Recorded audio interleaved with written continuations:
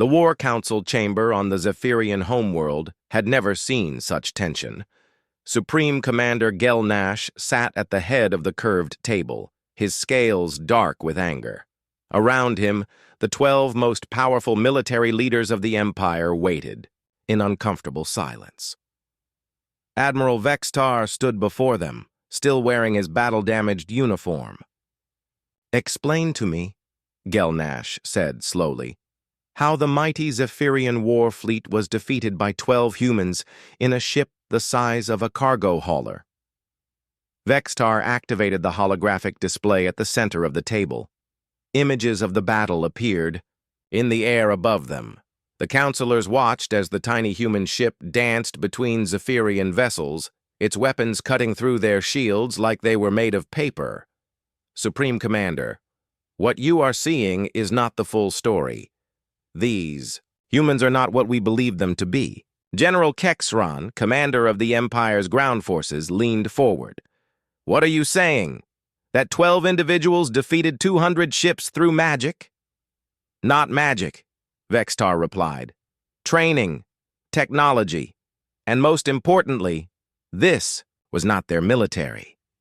The display changed to show the personnel files of the Dakota crew. Captain Morrison's diplomatic record appeared first, followed by the academy grades of Lieutenant Rodriguez and the service history of Sergeant Carter. "This is impossible," muttered Admiral Thelvas, commander of the Second Fleet. "You are telling us that a diplomat and a new graduate destroyed 47 warships? I am telling you that what we fought was their equivalent of a border patrol.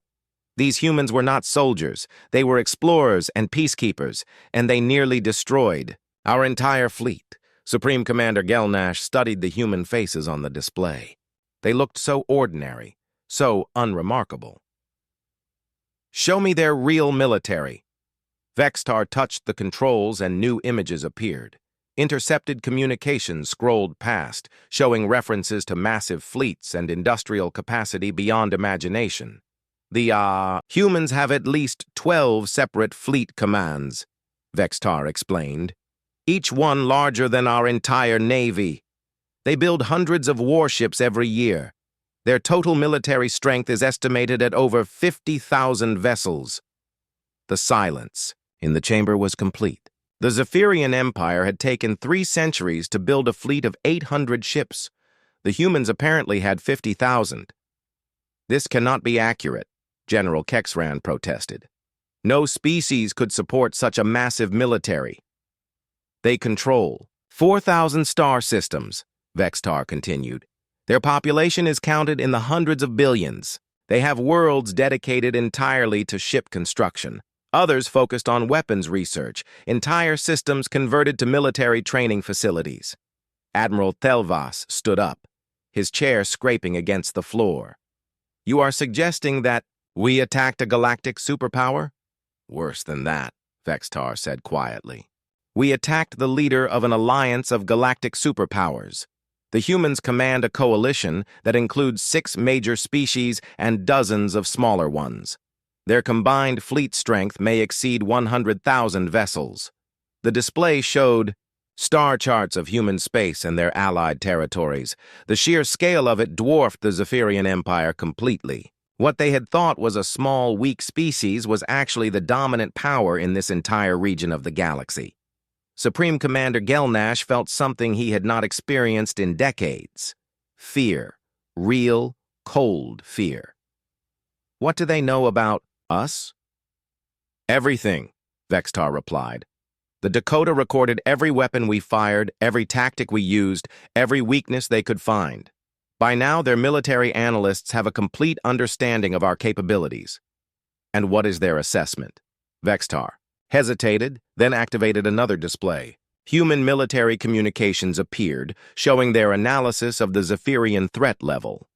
"They classify us as a minor regional power with outdated technology and poor tactical doctrine. The report recommends monitoring, but suggests we pose no significant threat to human interests." The words hit the War Council like physical blows. The Zephyrian Empire, which had dominated this region of space for centuries, was dismissed by the humans as a minor concern. How is that possible? General Kexron demanded. Our technology is the most advanced in known space. Our technology is 40 years behind theirs, Vextar said. Our largest ships are smaller than their escort vessels. Our most powerful weapons are classified by them as light defensive armament. Admiral Thelvas sank back into his chair. What about their intentions? Are they planning to attack us? No, Vextar replied, and somehow that was even more frightening. They are not planning to attack us because they do not consider us worth attacking. We are beneath their notice. The display changed again, showing the human 7th Fleet investigating the battle site. The 50 ships moved with casual precision, their crews treating the destruction of a Zephyrian battle fleet as routine cleanup work. This is Admiral Sullivan, came a recorded human voice. Investigation complete. Alien threat assessed as minimal. Recommend standard border patrol protocols. Minimal threat. Standard protocols. The humans had lost 12 people and a ship, and they were treating it like a minor traffic accident. Supreme Commander, Vextar continued, there is more. Long range. Sensors have detected Admiral Sullivan's fleet moving toward our border.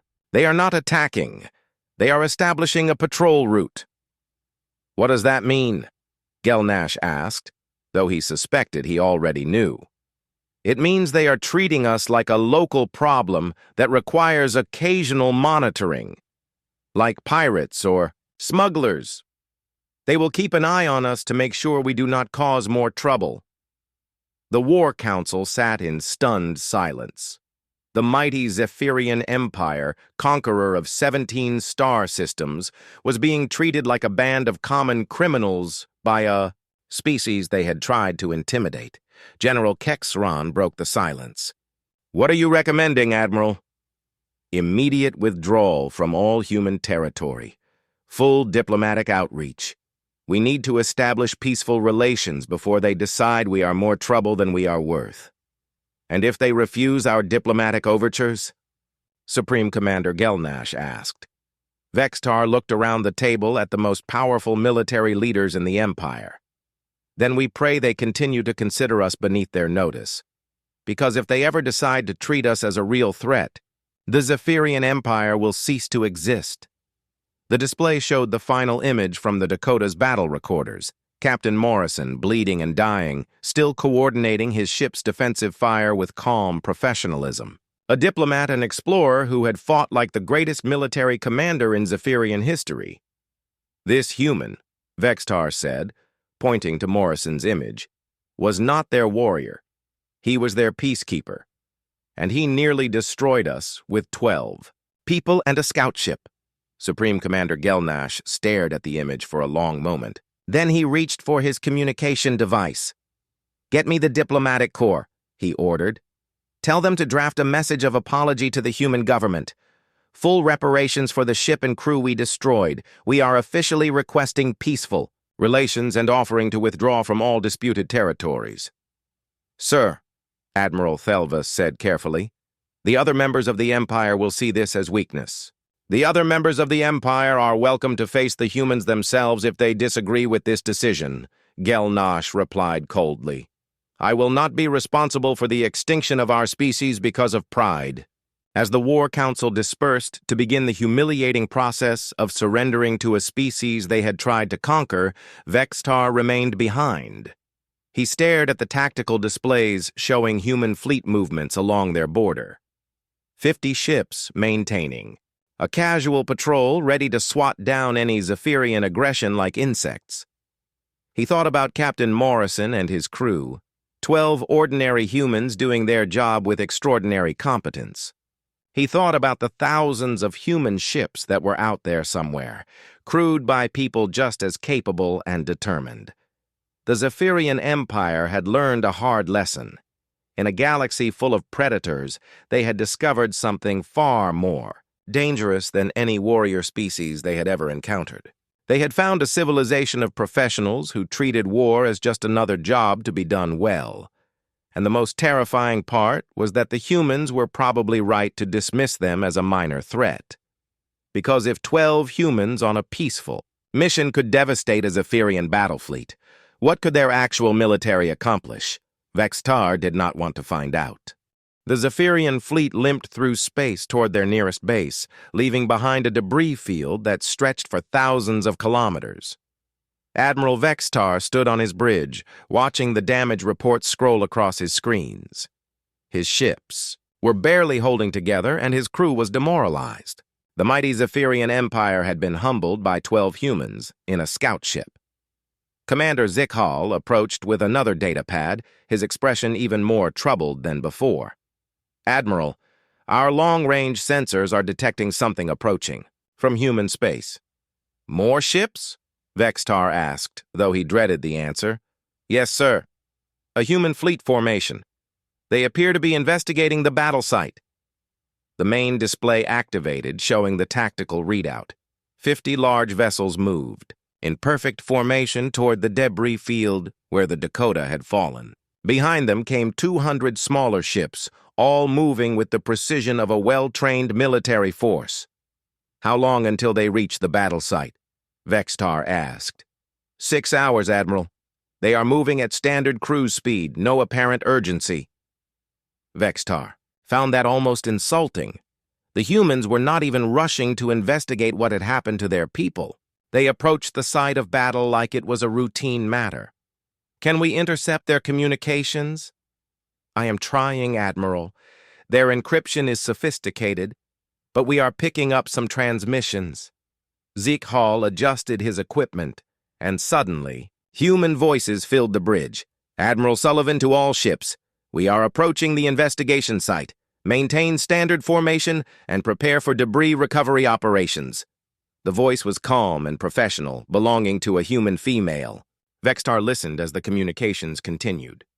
"Commodore Lane, deploy the forensic teams once we arrive. I want a complete analysis of what happened here." "Understood, Admiral. Science teams are standing by." Another voice joined the conversation. "Admiral, this is Captain Brooks aboard the AR Lincoln. Preliminary scans show significant alien debris. Whatever happened here, the Dakota gave a good account of herself." "That she did, Captain. 12 good people. They followed protocol perfectly and gave us excellent intelligence on this. New alien threat." Vextar felt his blood turn cold. Threat? They called his empire a threat after his fleet had been devastated by their scout ship? The human communications continued. "Admiral Sullivan to Fleet Command. 7th Fleet has arrived at the incident site. Beginning investigation of first contact engagement with hostile alien force. Dakota crew performed admirably under difficult circumstances. Copy, 7th Fleet. How do you assess the alien capability? Based on debris analysis and the Dakota's final transmission, the aliens possess significant numerical superiority but appear tactically inflexible. Standard human defensive measures were effective. Recommend we proceed with caution, but without alarm." Without alarm? Vextar could not believe what he was hearing. The humans had lost 12 people and a ship, and they were discussing it like a minor incident. "Admiral," Zikhal whispered, "they are referring to our empire as if we are a small, local problem." More transmissions came through. "Science Officer Chen to Admiral Sullivan. Analysis of alien debris suggests their technology is approximately 40 years behind current human standards. Their ships are large but inefficient." 40 years behind? The Zephyrian Empire had the most advanced technology in the known galaxy, or so they had believed. Medical Officer Grant to Fleet Medical. "I need to prepare for possible alien prisoners. Unknown biological requirements. Standard humanitarian protocols apply." Copy. Medical. Prepare for possible survivors. Vextar found himself strangely touched by the fact that the humans were concerned about treating alien prisoners well, even after losing their own people. But then another transmission caught his attention. "Admiral Sullivan, this is Home Command. We are tracking your investigation. Please confirm alien fleet composition and threat assessment." Home Command, preliminary analysis suggests the alien force consisted of approximately 200 vessels of cruiser class or larger. Single engagement with Reconnaissance Unit Dakota. Alien force suffered significant casualties and withdrew.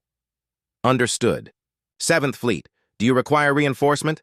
Negative, Home Command. 7th Fleet is sufficient for investigation and area patrol. If alien force returns, we are prepared to defend human space. Prepared to defend human space with 50 ships against 200? Vexatar realized that the humans considered his invasion fleet to be only a minor concern. The debris field around them proved that assessment was accurate. Admiral, Zikhal said quietly, I am intercepting additional communications from deeper in human space. New voices filled the bridge, clearly from a different military unit. 3rd Fleet reports all quiet in the Centauri sector. Routine patrol. Operations continue. 5th Fleet has completed war games with Colonial Alliance forces. All objectives met ahead of schedule. Home Fleet reports ready status at 97%. Titan shipyards are on schedule for next delivery. The casual way the humans discussed their fleets made Vextar's head spin. Multiple fleets spread across their territory, each one apparently as large as the force that had just arrived at the battle site. And they mentioned war games with allies, suggesting their military strength was even greater than it appeared. Commander, are they aware we can hear these transmissions? Zikhal checked his equipment. I do not believe so, Admiral. We are using passive sensors only, but they are not making any particular effort to hide their communications either. That realization was perhaps the most frightening of all. The humans were not trying to keep their military strength secret. They simply did not consider the Zephyrian Empire important enough to worry about. A new transmission caught their attention. Admiral Sullivan, we are receiving a priority communication from Captain Morrison's family.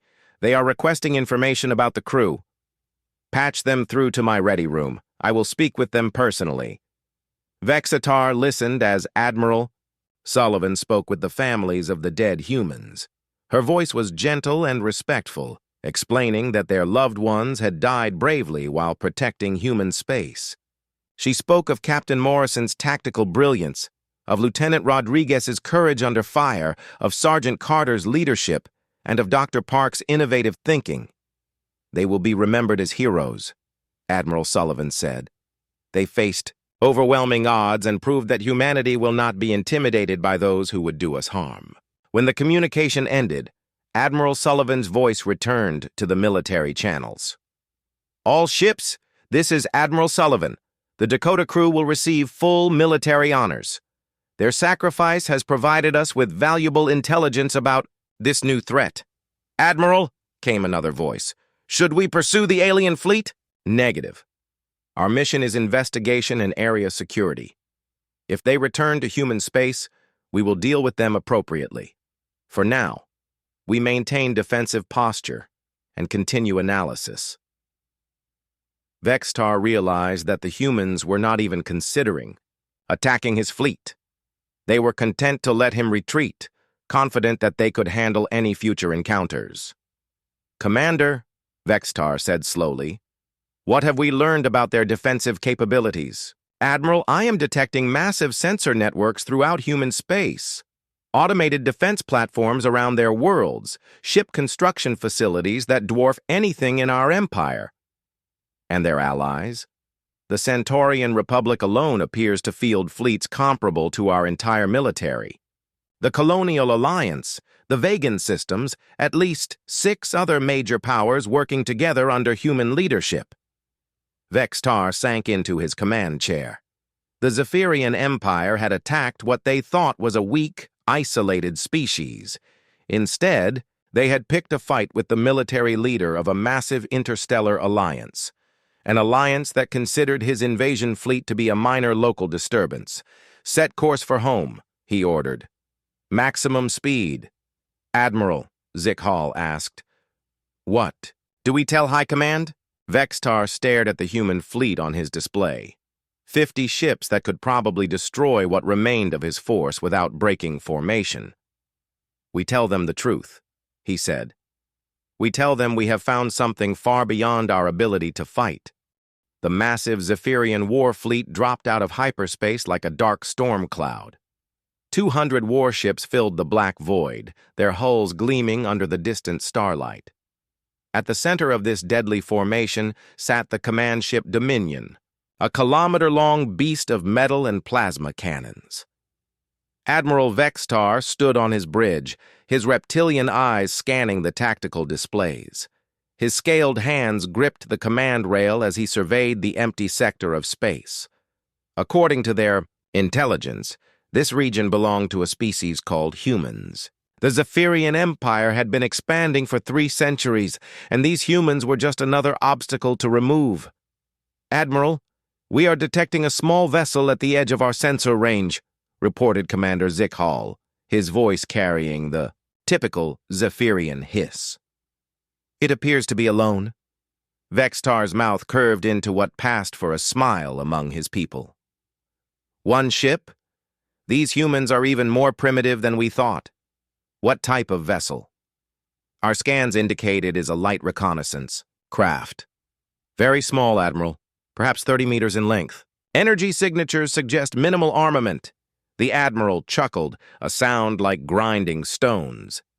"They send one tiny ship to face the might of the Zephyrian Empire. How amusing."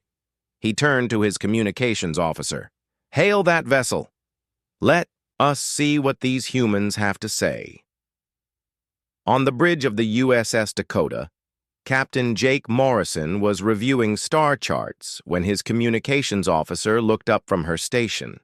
Lieutenant Amy Rodriguez was young for her rank, with dark hair, pulled back in a regulation ponytail. She had graduated from the academy only 2 years ago, but she was sharp and reliable. "Captain, we're receiving a transmission from an unknown fleet," Rodriguez reported. "It's in a language our computers don't recognize, but the translation software is working on it." Morrison set down his coffee mug and walked to the center of his small bridge. The Dakota was not built for war. She was a scout ship, designed for peaceful exploration and first contact situations. Her crew of 12 was trained in diplomacy, as much as they were in basic defense. "Put it on screen, Lieutenant." The main display flickered to life, showing the scaled face of Admiral Vextar. The alien's yellow eyes stared out from the screen with obvious arrogance. When he spoke, the translation came through in mechanical tones. "I am Admiral Vextar of the Zephyrian Empire.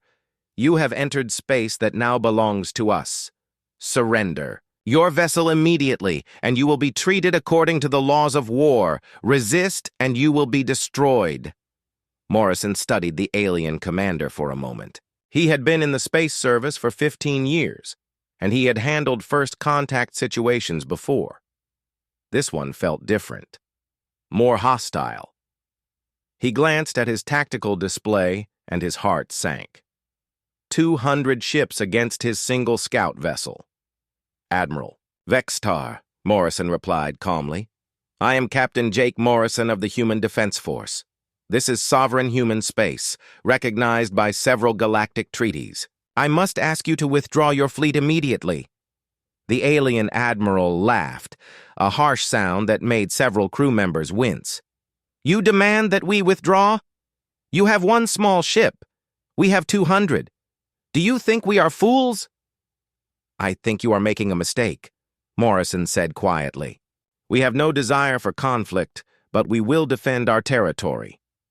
At his tactical station, Rodriguez was running quick scans of the alien fleet. What she saw made her stomach drop. Each of those ships was larger than anything in the human scout fleet. Their weapons were unknown, but clearly powerful. She caught Morrison's eye and shook her head slightly. Vextar had seen enough. These humans were either incredibly brave or incredibly stupid. Either way, they would make a good example for any other species that thought to resist the Empire. "Very well, human. You have chosen your fate. We will disable your ship and take your crew prisoner. Perhaps they will provide useful information about your species' weaknesses." The transmission ended, and Morrison turned to his crew. "Battle stations.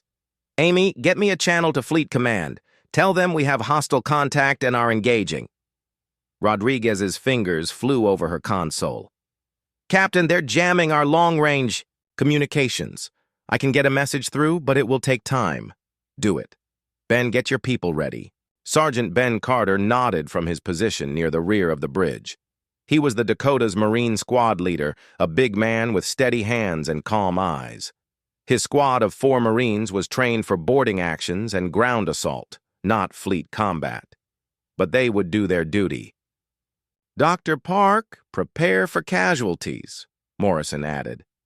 Dr. Lisa Park was already heading for the medical bay. She was the ship's science officer as well as its doctor, a thin woman with quick hands and a quicker mind. She had joined the space service to explore new worlds, not fight wars, but she would do what was needed. On the Dominion, Admiral Vextar was feeling pleased with himself. He turned to his fleet commander. "Send the 3rd Squadron. 6 ships should be more than enough to capture 1 scout vessel. I want it taken intact if possible." As the Zephyrian ships moved forward, Morrison watched them approach on his tactical display. 6 vessels, each one 5 times the size of his ship.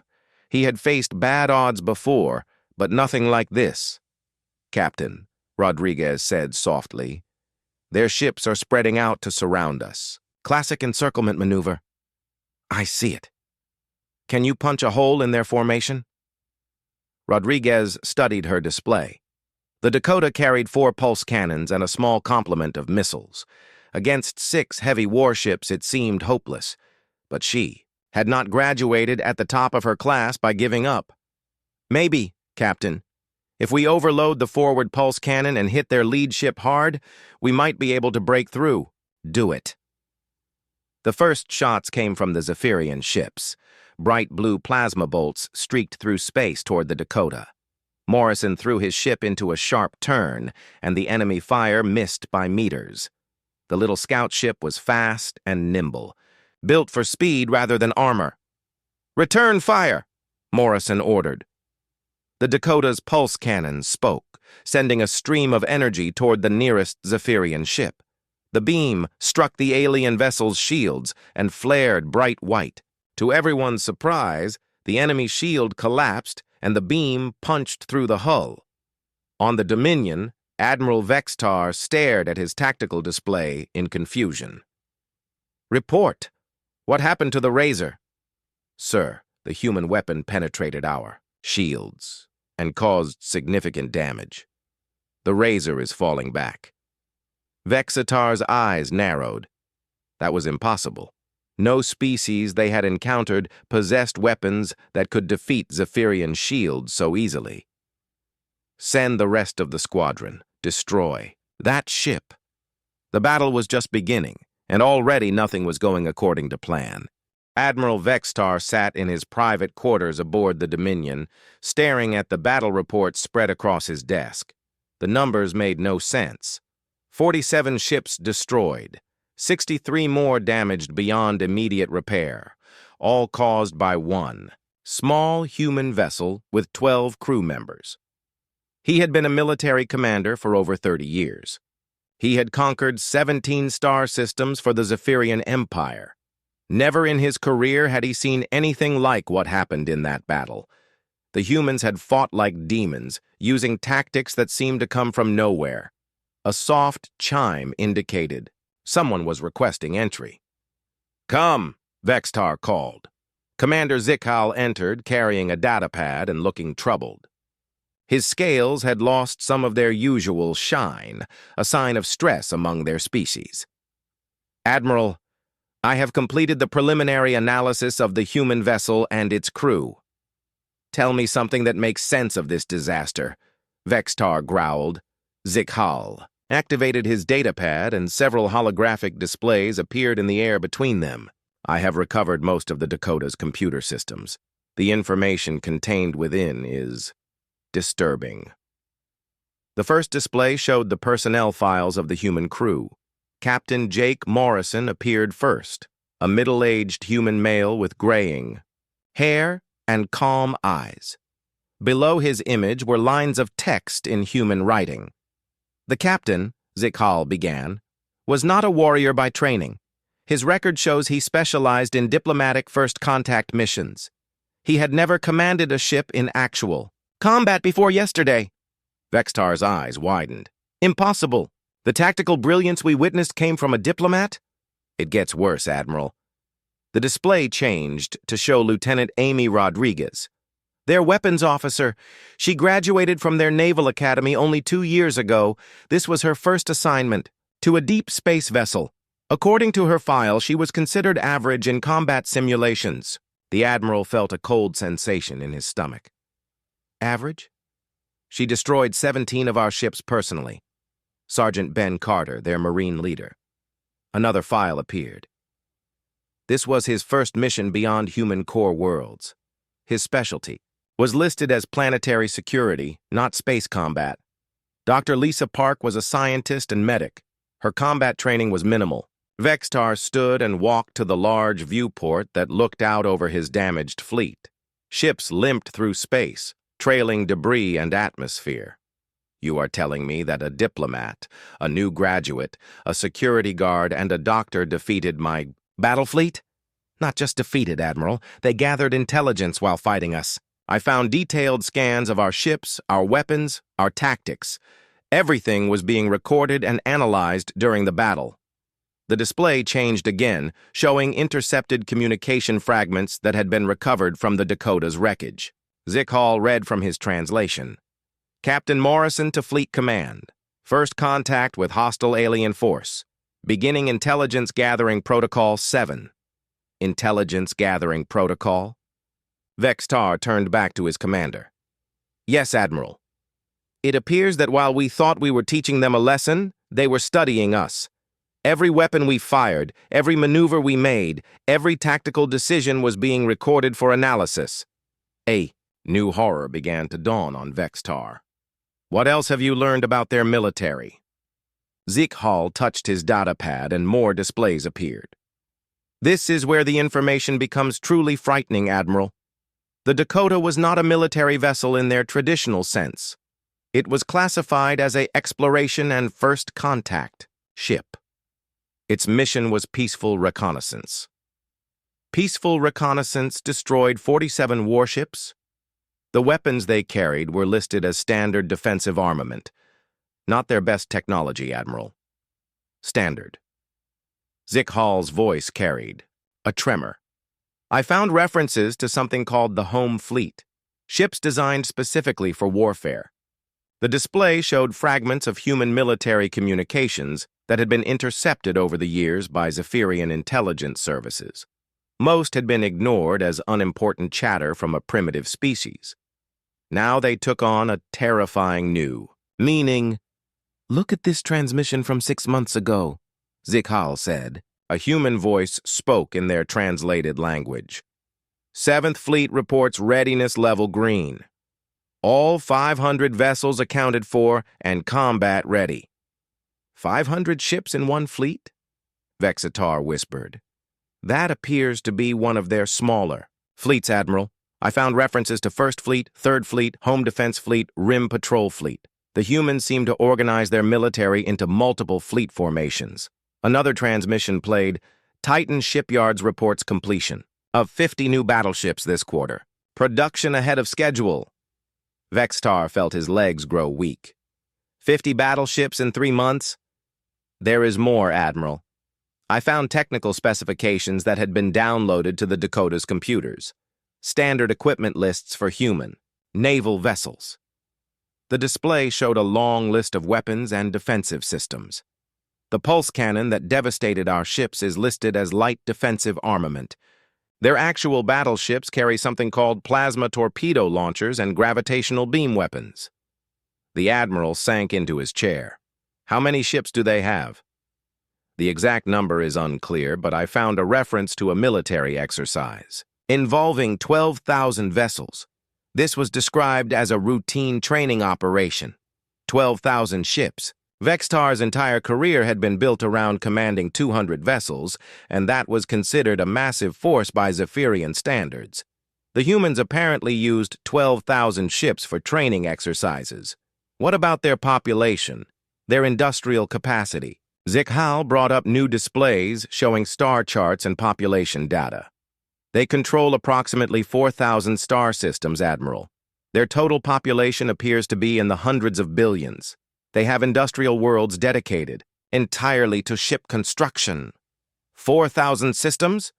The Zephyrian Empire controlled barely 300 systems after centuries of expansion. I also found references to their allies, Admiral, species called the Centaurians, the Vegan Republic, the Alpha Colonial Union. It appears the humans lead some sort of interstellar alliance.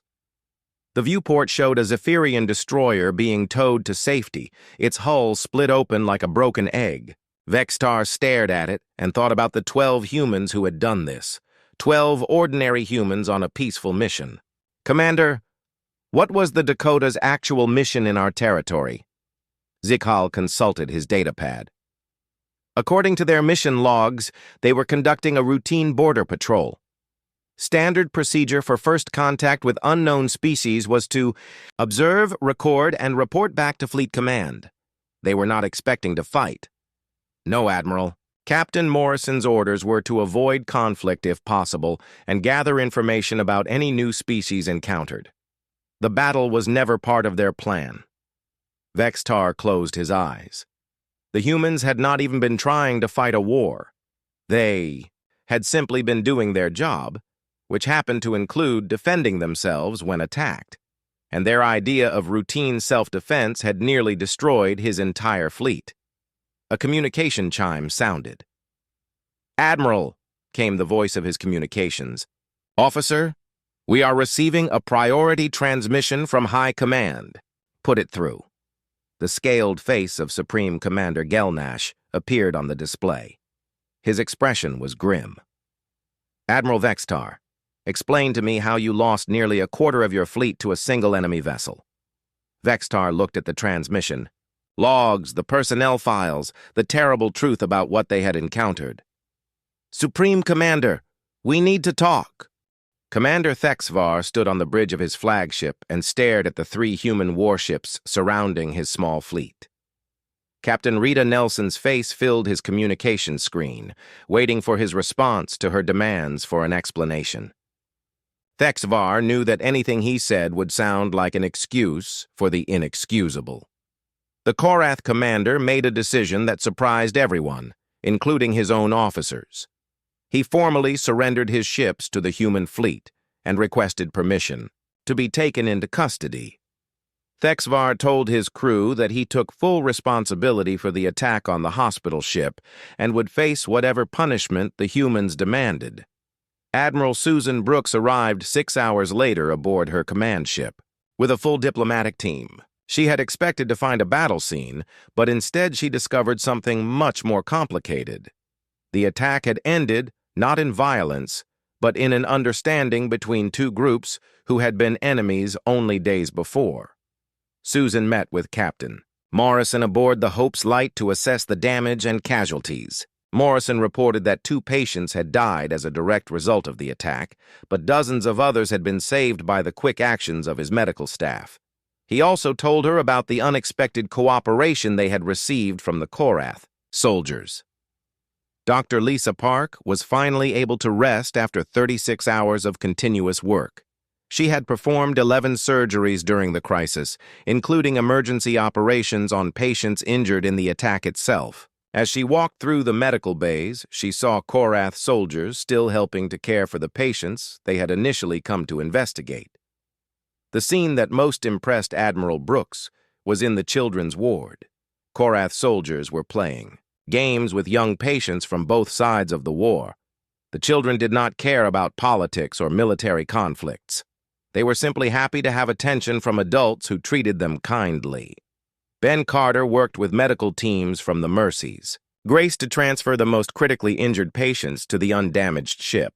Several Korath soldiers volunteered to help carry stretchers and move medical equipment. They worked alongside human nurses as if they had been part of the medical team all along. Captain Pete Williams reported to Admiral Brooks that the cooperation between the 2 groups was unlike anything he had seen in his military career. The Korath soldiers had not just stopped being hostile. They had actively joined the medical mission and worked to help save the patients they had initially put at risk.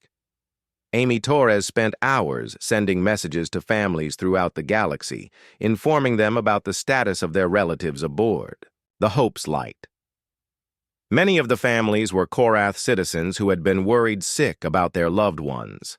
She was able to tell them that human doctors had saved their family members' lives. The diplomatic implications of the incident were enormous.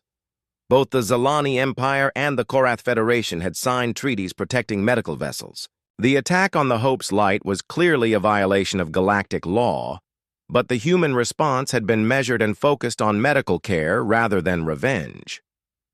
Commander Thexvar was brought before Admiral Brooks to formally surrender. He expected to be treated as a war criminal, but instead found himself facing a human officer who seemed more interested in preventing future incidents than in punishment. Brooks asked him what had led to his decision to attack a hospital ship. Thexvar explained that he had believed the Hope's Light was secretly supporting the Zalani military forces. He had been wrong, but his mistake had taught him something important about humans. They were not like other species who helped others only when it benefited them. They helped because they believed it was the right thing to do. The Korath government sent a formal apology to the human authorities within days of the incident. They also offered to provide resources and funding to repair the Hope's Light and compensate the families of the patients who had died. The apology was broadcast throughout Korath space as a statement of official policy. Dr. Lisa Park was invited to speak before the Galactic Medical Council about the attack and its aftermath. Her testimony about continuing surgery while under fire became famous throughout known space. She used her fame to request better protection for medical vessels and stronger enforcement of neutrality agreements. The story of the Hope's Light spread quickly through human space and beyond. News reports focused on the dedication of the medical staff and the unexpected cooperation between humans and Korath soldiers. The incident became a symbol of how medical care could bridge the gap between enemies. Ben Carter received commendations from 6 different alien governments for his work during the crisis. He used his new reputation to establish better emergency protocols for hospital ships operating in war zones.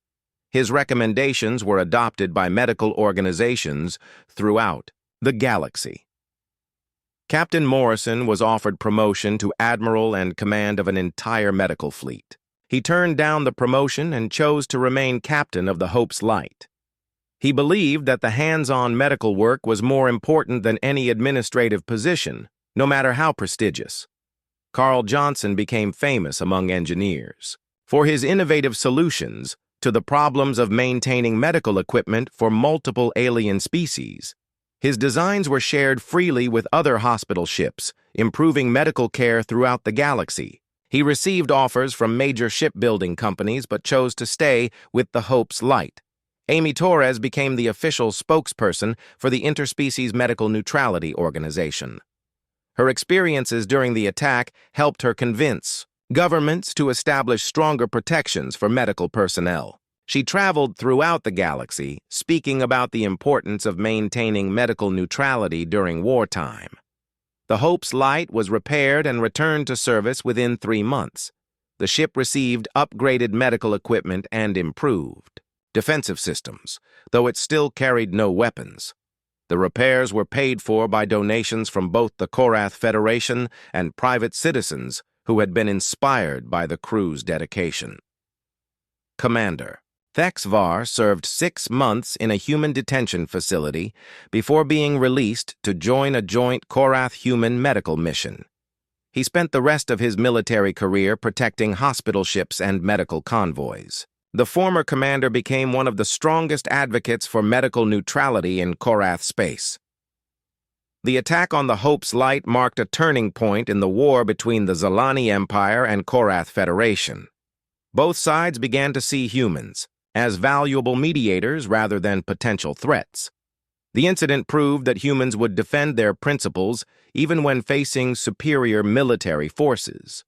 Sergeant Krellnox transferred from combat duty to medical support operations after the incident. He spent years working alongside human medical teams, learning about their approach to healing and care. Many other Korath soldiers made similar career changes after witnessing the dedication of the Hope's Light crew. The story became required reading at military academies throughout the galaxy. It was used to teach officers about the importance of respecting medical neutrality and understanding the motivations of other species. The incident showed that even enemies could find common ground in the desire to preserve life. Years later, the Hope's Light continued its medical mission in the same war zone where it had been attacked. The ship treated patients from dozens of species, including many Korath citizens who specifically requested treatment from the human doctors who had become famous for their dedication to healing above all else.